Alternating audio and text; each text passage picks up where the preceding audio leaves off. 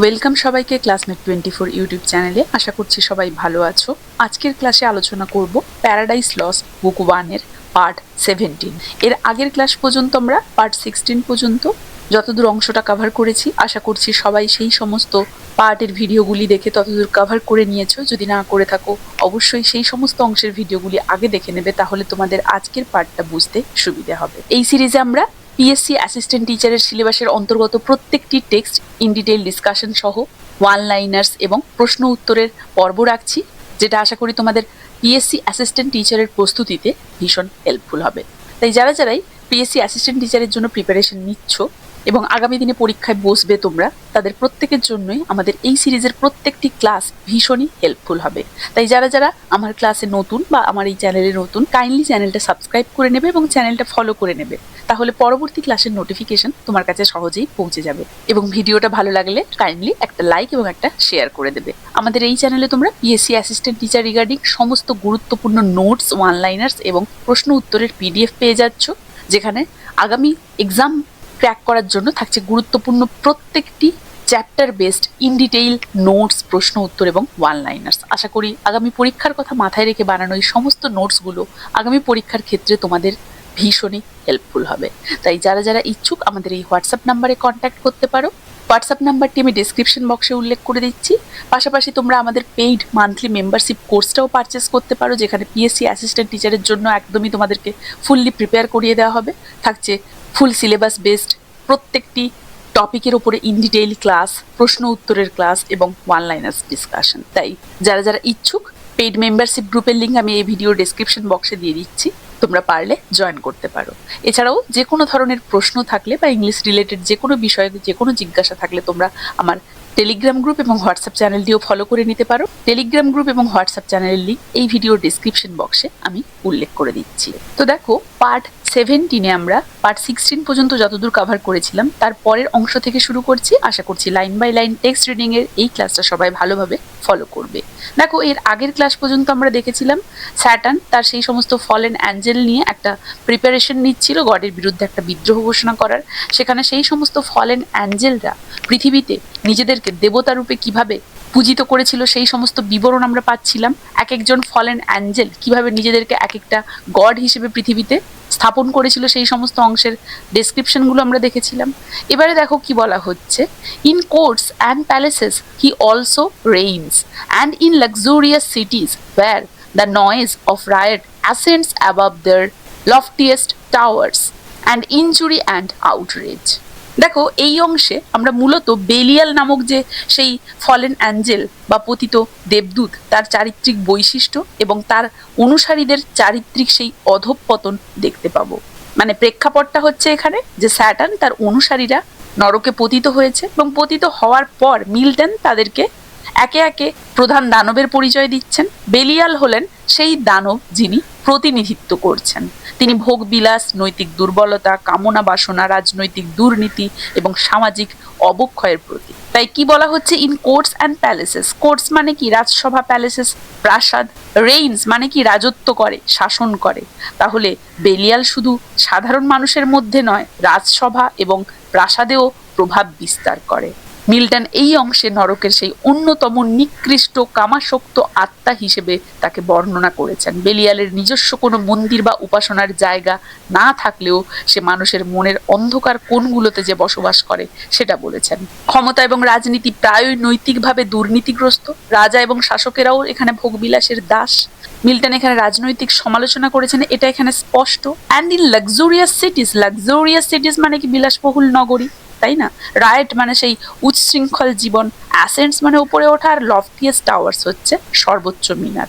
বিলাসবহুল শহরে উচ্ছৃঙ্খলতার সেই শব্দ সর্বোচ্চ অট্টালিকার চেয়েও বেশি উচ্চ স্থানে যেন পৌঁছে যাচ্ছে। মানে ধন সম্পদ বাড়লে নৈতিকতা কমে, সেটা পরিষ্কার বোঝা যাচ্ছে।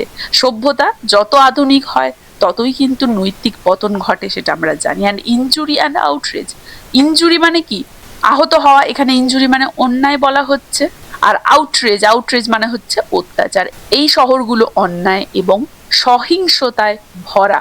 ভোগবিলাসের সঙ্গে সহিংসতা এখানে বৃদ্ধি পাচ্ছে।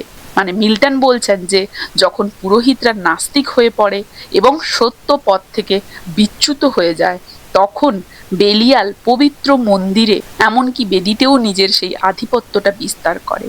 এর উদাহরণ হিসেবে তিনি বাইবেলের সেই এলির পুত্রদের কথা বলেছেন, যেটা আমরা এর আগের ক্লাসে আলোচনা করেছি। আশা করছি সবাই সেটা ফলো করেছো। যদি না করে থাকো, এর আগের ক্লাসটা পার্ট 16টা একটু দেখে নাও, তাহলে সেই এলির সন, তার যে পুত্রদের কথা রেফারেন্স হিসেবে এখানে দেওয়া হয়েছে, সেই জিনিসটা বা সেই জায়গাটা বুঝে নিলে আজকের এই যে এলিস সন্সের রেফারেন্সটা বুঝতে অসুবিধা হবে না। তো বলা হয়েছে যারা পবিত্র ঘরকে লালসায় বা সহিংসতায় পূর্ণ করেছিল, সেই এলিস সন্সদের কথা উল্লেখ করা হয়েছে বা মিল্টন করেছেন সেটা বোঝাতে গিয়ে।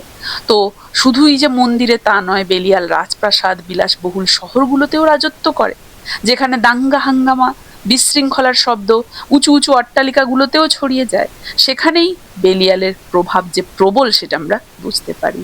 যখন রাত নেমে আসে তখন রাস্তাঘাট অন্ধকার হয়ে যায়, তখন বেলিয়াল মানে বেলিয়ালের সন্তানরা, যারা মূলত সেই নৈতিকভাবে অধঃপতিত সেই মানুষ, তাদেরকে বেলিয়ালের সন্তান হিসেবে এখানে তুলনা করা হচ্ছে। মদ এবং অহংকারে মত্ত হয়ে রাস্তায় তারা ঘুরে বেড়ায়, তারা সাধারণ মানুষের ওপরে অন্যায় এবং অত্যাচার করে, সেটা এখানে দেখানো হয়েছে। আর এই যে বলা হয়েছে সহিংসতা, এখানে ধর্ষণেরও উল্লেখ করা হয়েছে, আমরা দেখতে পাবো।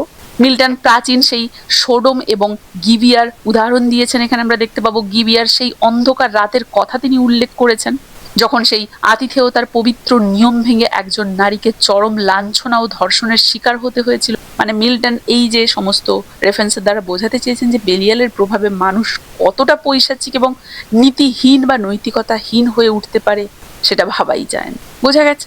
এই যে দেখো, and when night darkens the streets then wander forth the sons of Belial. Night, রাত্রি, ওয়ান্ডার ফোর্থ মানে বেরিয়ে পড়ে, সন্স অফ বেলিয়াল মানে বেলিয়ালের অনুসারী। Flown with insolence and wine. দেখো, ইনসোলেন্স মানে উদ্ধত আচরণ, আর ওয়াইন মানে আমরা জানি মদ। তাহলে রাত্রি নেমে এলে বেলিয়ালের অনুসারীরা মদ্যপ ও উদ্ধত হয়ে রাস্তায় ঘোরে। এখানে বেলিয়ালের অনুসারী মানে কারা? যারা মূলত নৈতিকভাবে অধঃপতিত মানুষ, তাদেরকেই মিল্টন বোঝাতে চাইছেন বেলিয়ালের অনুসারী হিসেবে। তাহলে রাত্রি নেমে এলে বেলিয়ালের অনুসারীরা মদ্যপ এবং উদ্ধত হয়ে রাস্তায় ঘোরাঘুরি করে। রাত্রি মানে নৈতিক অন্ধকার এখানে, আর মদ মানে বুদ্ধির নাশ হয়ে গেছে, তারা উদ্ধত। এখন যখন মানুষ যুক্তিবোধ হারিয়ে ফেলে, তখন সমাজে যে বিশৃঙ্খলতার সৃষ্টি হয় সেটাই দেখাতে চেয়েছেন। বাইবেলের সেই রেফারেন্স তিনি এখানে টেনে আনছেন। আমরা দেখতে পাবো এই যে witness the streets of Sodom and that night in Giva বা Gibeah, when the hospitable door exposed a matron to avoid Or's rape. তাহলে এখানে মিল্টন দুটো বাইবেলীয় ঘটনার উল্লেখ করেছেন। Witness a street of Sodom. Sodom হচ্ছে বাইবেলের জেনেসিস 19-এ সোডম শহর ছিল একটা চরম পাপপূর্ণ শহর, পাপে ভরা একদম। সেখানে মানুষ স্বর্গদূতদের ওপর আক্রমণ করতে চেয়েছিল। ঈশ্বর সেই শহরকে আগুন এবং গন্ধকের দ্বারা এবং আগুনের দ্বারা ধ্বংস করে দিয়েছিলেন। মানে সেই চরম যৌন পাপের দ্বারা ঈশ্বরের শাস্তি হিসেবে ধ্বংস হয়ে গিয়েছিল, সেটা যে নষ্ট হয়ে গিয়েছিল ঈশ্বরের দ্বারা, সেই জন্য এখানে বোঝানো হয়েছে। মিল্টন দেখাতে চাইছেন যে বেলিয়ালের প্রভাব কেমন ভয়াবহ, মানুষকে কতটা নিচে নামিয়ে দেয়, ফলে কি হয়, ঈশ্বর বাধ্য হয়ে ধ্বংস করে দেন সেই সমস্ত কিছু। That night in Gibeah. দেখো, গিবিয়ারও রেফারেন্স তিনি এখানে দিয়েছেন। গিবিয়া হচ্ছে জাজেস 19-এ, মানে বাইবেলের জাজেস 19-এ একটা ভয়াবহ ঘটনাকে নির্দেশ করে।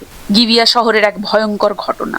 কি ঘটেছিল গিবিয়া শহরে? একজন অতিথিকে রক্ষা করতে গৃহস্বামী এক মহিলাকে দুষ্কৃতীদের হাতে তুলে দেন। সে নির্যাতিত হয়ে মারা যায়। এই ঘটনার ফলে ইসরায়েলে গৃহযুদ্ধ শুরু হয়।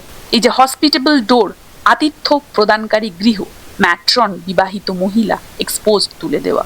সমাজ এতটাই দুর্নীতিগ্রস্ত হয়ে যায় যে আতিথ্যের সেই যে নৈতিকতা নষ্ট হয়ে গেল, তুলে দিল, নারীর সম্মান হারালো, সামাজিক বিশৃঙ্খলতা দেখা দিল, শৃঙ্খলা ভেঙে পড়লো। এই গিবিয়া শহরে একদল লোক একজন লেভীয় অতিথির ওপরে চড়াও হয় এবং পরবর্তীতে তার রক্ষিতাকে সারা রাত ধরে তার উপরে পাশবিক নির্যাতন করে হত্যা করে। মিল্টনের বর্ণনায় আমরা বেলিয়ালকে এমন এক শয়তান হিসেবে দেখতে পাচ্ছি যে কামুকতা এবং সহিংসতার প্রতি। তিনি এই গিবিয়ার এই ঘটনাটাকে ইনসোলেন্স অ্যান্ড ওয়াইন বা দম্ভ ও মদ্যপানের সেই কুফল হিসেবে দেখিয়েছেন।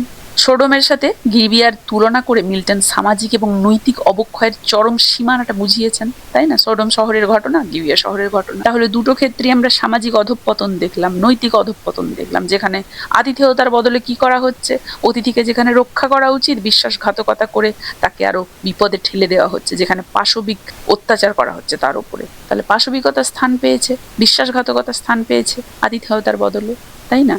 এই রেফারেন্সগুলো তিনি তুলে দেখিয়েছেন যে সমাজ এতটাই দুর্নীতিগ্রস্ত হয়ে গিয়েছিল যে আতিথ্যের সেই নৈতিকতা নষ্ট হয়ে গিয়েছিল, নারী সম্মান হারাচ্ছিল, নিজের সামাজিক শৃঙ্খলা ভেঙে পড়ছিল। গিবিয়া শহরের সেই রেপ, সোডোম শহরের সেই ভয়ঙ্কর অবস্থার কথা তিনি এখানে তুলে ধরেছেন। তাহলে বেলিয়াল এখানে কিসের প্রতীক দেখলাম? বেলিয়াল এই অংশে আমরা দেখতে পেলাম কামের প্রতীক, মদ্যপানের প্রতীক, নৈতিক দুর্বলতার প্রতীক, অলসতার প্রতীক, রাজনৈতিক দুর্নীতির প্রতীক। বেলিয়াল কিন্তু সরাসরি বিদ্রোহ করছে না যেমন স্যাটার্ন করছে, বরং ধীরে ধীরে সমাজকে ভেতর থেকে ধ্বংস করে। তাহলে এখানে সিম্বলিক অর্থে নাইট মানে নৈতিক অন্ধকার, ওয়াইন মানে যুক্তির বিনাশ, সিটি হচ্ছে সভ্যতার দুর্নীতি, সোডোম এখানে ঈশ্বরের শাস্তিপ্রাপ্ত সেই শহর, গিবিয়া এখানে সামাজিক পতনের ইঙ্গিত বহন করছে। মানে মিল্টন বলতে চান বাহ্যিক বিলাস মানেই কিন্তু নৈতিকতা নয়, ক্ষমতা এবং সম্পদ দুর্নীতির জন্ম দেয়, যুক্তিহীনতা সমাজকে ধ্বংস করে দেয় এবং যৌন পাপ সামাজিক ভাঙনের মূল কারণ। তাহলে বেলিয়াল কিসের প্রতিনিধিত্ব করে? সফট ইভেলের, যা ভেতর থেকে সমাজকে নষ্ট করে। তিনি ডিরেক্ট কিন্তু বিদ্রোহ করেন না। কে? বেলিয়াল। মিল্টন এটাই আমাদেরকে দেখাতে চাইছে। তাহলে এই অংশের প্রধান থিম হিসেবে আমরা সিন অ্যান্ড পানিশমেন্ট পাচ্ছি, political corruption, moral decay, divine justice, civilization versus morality পাচ্ছি। মিল্টন কি দেখিয়েছেন? বেলিয়াল রাজসভা এবং শহরে রাজত্ব করছে, মদ্যপ উচ্ছৃঙ্খলতা সমাজকে নষ্ট করছে। সোডোম এবং গিবিয়ার উদাহরণ হিসেবে তিনি এটাই দেখাতে চেয়েছেন, নৈতিক পতন, এবং অবশেষে এই পতনের ফলে ধ্বংস ডেকে আনা হচ্ছে। বোঝা গেছে এই অংশে? তাহলে আমরা এটাই দেখতে পেলাম। এরপরে দেখো, this were the prime in order and in might. তাহলে আগে তিনি মোলক, কেমোস, বেলিয়াল ইত্যাদির কথা বললেন, এখানে তিনি কি করছেন? গ্রিক পুরাণের দেবতাদের উল্লেখ করছেন।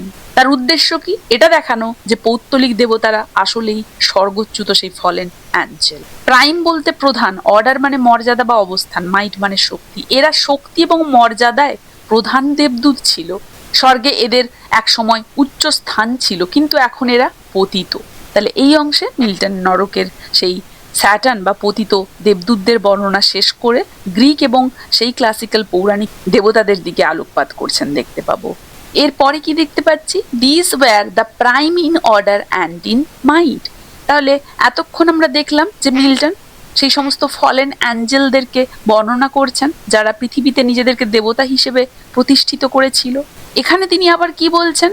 দিস মানে এই সমস্ত দেবতারা, মানে সেই ফলেন অ্যাঞ্জেলরা, প্রাইম প্রধান, অর্ডার মানে মর্যাদা, মাইট শক্তি, এরা শক্তি এবং মর্যাদায় প্রধান দেবদূত ছিল, মানে স্বর্গে এদের একসময় উচ্চ স্থান ছিল, কিন্তু এখন এরা পতিত। মিল্টনের মতে এই দেবতারা আসলে স্বর্গের সেই বিদ্রোহী দেবদূত। পতনের পর পৃথিবীতে এসে মানুষকে এরা বিভ্রান্ত করে নিজেদের দেবতা হিসেবে পূজা করতে বাধ্য করেছিল। প্রাইম বলতে এখানে মিল্টন বোঝাতে চেয়েছেন ইতিপূর্বে তিনি যাদের বর্ণনা দিয়েছেন, যেমন সেই মোলক, বেলিয়াল, ম্যামন, তারাই ছিল স্যাটার্নের বাহিনীর প্রধান বা সবচেয়ে শক্তিশালী সদস্য। বাকিদের সংখ্যা এতই বেশি যে তাদের সবার নাম বলাটা দীর্ঘ সময়ের ব্যাপার হয়ে যাবে, তাই তিনি শুধু যেন প্রধানদের কথাটা উল্লেখ করলেন, সেটাই তিনি বোঝাতে চাইছেন। The rest were long to tell, এই যে বাকিদের নাম বললে অনেকটা সময় অতিবাহিত হবে, বা এতটাই দীর্ঘ লিস্ট, সবার নাম বললে সেটা দীর্ঘ সময়ের ব্যাপার। দো fur রিনোউন্ড the Ionian gods of Zophans issue held gods yet confessed latter than heaven and earth their boasted parents. Milton এরপর গ্রিক দেবতাদের কথা উল্লেখ করেছেন যারা জাভানের বংশধর হিসেবে পরিচিত। যদিও তারা নিজেদের অনেক প্রাচীন মনে করত, কিন্তু মিল্টনের মতে তারা হেভেন বা আকাশ এবং পৃথিবী মানে আর্থ এই দুটোর পরে এসেছে। মানে প্রাচীন গ্রিক পুরাণ অনুযায়ী টাইটান ছিলেন আকাশের প্রথম সন্তান, তার পুত্র স্যাটার্ন বা শনি তার সিংহাসন দখল করে, কিন্তু পরবর্তীতে শনিও তার নিজের সেই পুত্র জোভ মানে জুপিটারের কাছে পরাজিত হন। তো এই যে দেবতারা প্রথমে ক্রিট দ্বীপে এবং আইডা পাহাড়ের চূড়ায় পরিচিত ছিল, তারপর তারা কি তুষারাবৃত সেই অলিম্পাস পাহাড়ে এবং মধ্য আকাশে তাদের রাজত্ব কায়েম করে। মিল্টন বর্ণনা করেছেন যে এই যে পতিত দেবদূতরা, যাদের মানুষ পরে দেবতা হিসেবে পুজো করছে, ধীরে ধীরে ডেলফি, ডোডোনা এবং সমগ্র ডোরিক ভূমিতে মানে গ্রীসে এরা ছড়িয়ে পড়ে। এমনকি বুড়ো শনিও যখন তার পুত্র জোভ বা জুপিটারের কাছে পরাজিত হয়ে পলায়ন করেন, তখন তিনি আদ্রিয়া সাগর পেরিয়ে হেসপেরিয়ান মানে ইটালি, যেটা বর্তমান দিনে, এবং কেল্টিক অঞ্চলে মানে ফ্রান্স ব্রিটেনের সেই অঞ্চল, সেখানে তিনি পৌঁছে যান এবং একেবারে দূরবর্তী সেই দ্বীপপুঞ্জগুলোতে তাদের প্রভাব বিস্তার করেন। মানে মিল্টন এই অংশটায় বোঝাতে চাইছেন যে গ্রিক এবং রোমান পুরাণের যে দেবতাদের মানুষ পুজো করে দেবতা হিসেবে, তারাও আসলে স্বর্গের সেই বিদ্রোহী এবং বিতাড়িত দেবদূত, যারা পৃথিবীর বিভিন্ন প্রান্তরে ছড়িয়ে পড়েছিল এবং মানুষকে সত্য এবং ঈশ্বর থেকে বিচ্যুত করেছিল। দোফ আর রিনোউন্ড, রিনোউন্ড মানে কি বিখ্যাত, আরো অনেক বিখ্যাত দেবতা ছিল যাদের বর্ণনা করতে সময় লাগবে। মিল্টন ইঙ্গিত দেন পৌত্তলিক দেবতারা সংখ্যায় অসংখ্য ছিলেন। The Ionian gods, Ionian gods বলতে গ্রিক দেবতা এখানে, আর জাভান মানে জাফেতের পুত্র মানে বাইবেল অনুযায়ী, আর ইস্যু মানে হচ্ছে এখানে বংশধর, আর কনফেস্ট মানে হচ্ছে শিকার। আয়োনিয়ান বা গ্রিক দেবতারা জাভানের বংশধর বলে বিবেচিত, তারা আকাশ এবং পৃথিবীর পরে এসেছে। জাভান হচ্ছে জেনেসিস 10-এ গ্রিক জাতির সেই পূর্বপুরুষ। মিল্টন দেখাচ্ছেন যে গ্রিক দেবতারাও চিরন্তন নন, তারাও সৃষ্ট। তিনি বলেছেন এতক্ষণ ধরে আমি যাদের নাম বললাম, সেই মোলক, সেই বেলিয়াল, তারাই ছিল স্যাটানের বাহিনীর প্রধান এবং সবচেয়ে শক্তিশালী নেতা। বাকি বিদ্রোহী দেবদূতদের সংখ্যা এতটাই বেশি যে তাদের সবার নাম বলা অনেক সময়ের ব্যাপার হয়ে যাবে, যদিও তারা পৃথিবীতে বিভিন্ন নামে বেশ পরিচিত, মানে খুবই বিখ্যাত তারা।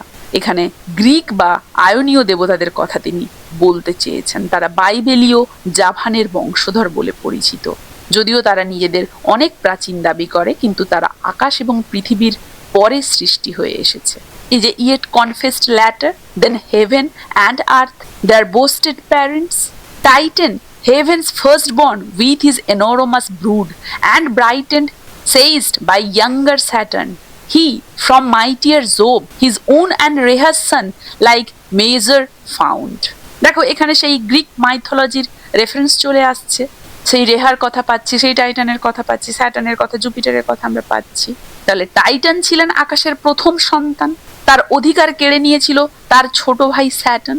আবার স্যাটার্ন নিজেও তার নিজের সেই পুত্র জুপিটার বা জোব এবং রিয়ার কাছে পরাজিত হয়ে ক্ষমতা হারিয়েছিলেন, তাই না? তাহলে টাইটান কে ছিলেন? ইউরেনাস বা আকাশ যে দেবতা, তার প্রথম সন্তান। এনোরোমাস ব্রুড, বিশাল সন্তান সম্ভার। ব্রাইটেস্ট সেইজড, জন্মগত অধিকার দখল। টাইটান তার সন্তানদের নিয়ে শাসন করতে চেয়েছিল। এখানে গ্রিক পুরাণের টাইটানদের সেই বিদ্রোহের কথা বলা হয়েছে। বাই ইয়াঙ্গার স্যাটার্ন, টাইটানকে তার ভাই স্যাটার্ন মানে ক্রোনাস যে, সে পরাজিত করে। আর স্যাটার্নকে আবার তার পুত্র জিউস মানে জুপিটার বা জোব পরাজিত করে। যেমন টাইটানকে স্যাটার্ন সরিয়েছিল, তেমনই স্যাটার্নকে জিউস সরায়, সেটাই বোঝানো হচ্ছে। মানে শাসন দখলের একটা চক্র চলছে। স্যাটার্নের বিদ্রোহের একটা প্রতিচ্ছবি যেন মিল্টন তুলে ধরতে চাইছেন। টাইটান ছিলেন আকাশের প্রথম সন্তান, তার অধিকার কেড়ে নিয়েছিল তার ছোট ভাই। আবার স্যাটার্ন নিজেও তার নিজের পুত্র জুপিটার বা জোব এবং রিয়ার কাছে পরাজিত হয়েছিল, সেটাই বোঝানো হচ্ছে এখানে। So Jove usurping reigned this first in Crete, and Ida known thence on the snowy top. On the snowy top of cold Olympus ruled the middle air, their highest heaven, or on the Delphian cliff, or in Dodona, and through all the bounds of Doric land. Or who with Saturn old fled over Adria to the Hesperian fields, and or the Celtic roamed the utmost isles. তাহলে দেখো, so job ইউজারপিং রেইন্ড, এভাবে job কি করলো? সিংহাসন দখল করলো, রাজত্ব শুরু করলো। এই দেবতারা প্রথমে ক্রিট দ্বীপ, তারপরে আইডা পাহাড়ে সেখানে পরিচিত ছিল। পরে তারা বরফে ঢাকা অলিম্পাস পাহাড়ের চূড়ায় এবং মধ্য আকাশে তাদের রাজত্ব কায়েম করে। তারা গ্রিসের সেই বিখ্যাত ডেলফি পাহাড়ে, ডোরোনা পাহাড়ে এবং সমগ্র ডোরিক মানে গ্রিক ভূমিতে এর পরে তারা ধীরে ধীরে ছড়িয়ে পড়েছিল। আর অন্যদিকে যখন বুড়ো শনি পুত্রের কাছে পরাজিত হলো আদ্রিয়া সাগর পেরিয়ে, তখন কি করেছিলেন? হেসপেরিয়ান, যেটা বর্তমান দিনে ইটালি এবং কেল্টিক অঞ্চলে মানে ফ্রান্স এবং ব্রিটেন অঞ্চলে, মানে বর্তমান দিনের সেই ইটালি এবং ফ্রান্সে, মানে ইটালি, ফ্রান্স, ব্রিটেন এই অঞ্চলে পালিয়ে যান। এমনকি তারা পৃথিবীর একেবারে শেষ প্রান্তের দূরবর্তী দ্বীপপুঞ্জগুলোতেও পৌঁছে গিয়েছিলেন।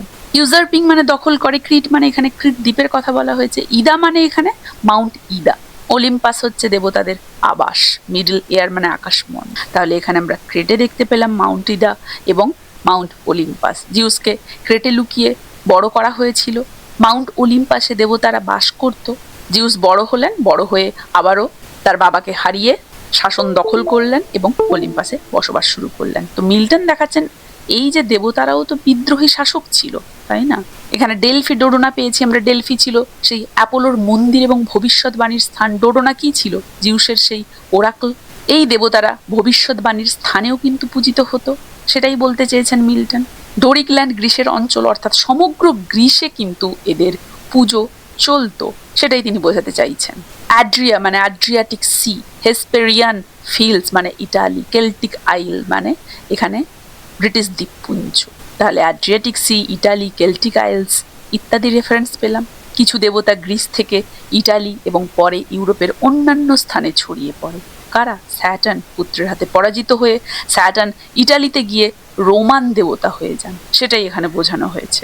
তাহলে মিল্টন এটা দেখাতে চেয়েছেন এখানে যে পৌত্তলিক দেবতারা আসলে পতিত দেবদূত। স্যাটার্নের বিদ্রোহ আর জিউসের বিদ্রোহের মিল দেখাতে তিনি এই রেফারেন্সগুলো উল্লেখ করেছেন গ্রিক দেবতাদের।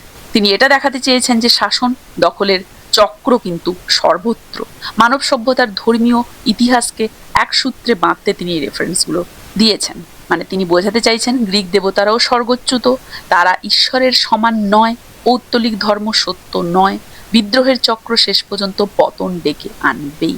টাইটান এখানে প্রথম বিদ্রোহ করে, স্যাটার্ন ক্ষমতা দখল করে, জোব বা জুপিটার নতুন শাসক হয়, অলিম্পাস হচ্ছে মিথ্যার স্বর্গ, ডেলফি মানে হচ্ছে ভ্রান্ত সেই ভবিষ্যৎবাণী।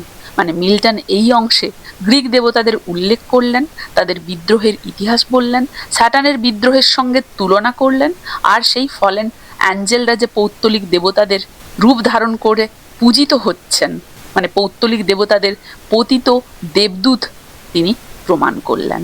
বোঝা গেছে? আশা করি এতদূর পর্যন্ত কারো কোনো অসুবিধে নেই, সবাই ভালোভাবে বুঝতে পেরেছো। কার কেমন লাগলো জানাবে, ভালো লাগলে অবশ্যই চ্যানেলটা সাবস্ক্রাইব করে একটা লাইক এবং একটা শেয়ার করে দেবে। প্যারাডাইস লস্টের পার্ট 17টা এখানেই শেষ করছি, দেখা হচ্ছে পার্ট 18 নিয়ে এর পরবর্তী ক্লাসে।